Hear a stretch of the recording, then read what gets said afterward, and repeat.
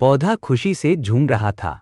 हर सुबह पक्षी आकर उसकी डालियों पर बैठते, चहचहाते और मीठे काजू सेब चखने की कोशिश करते। गिलहरी तो एकदम शरारती थी। वो सबसे पहले आती और सबसे पका हुआ काजू सेब ले भागती। एक दिन एक नन्हा बच्चा अपने दादाजी के साथ उस खेत में आया। उसने एक चमकदार लाल काजू सेब देखा और पूछा, दादाजी, ये क्या है? दादाजी मुस्कुराए और बोले, ये काजू है बेटा। ऊपर वाला हिस्सा फल है, रसदार और मीठा, और नीचे जो टेढ़ा बीज दिख रहा है, वही असली काजू होता है, जिसे भूनकर खाते हैं।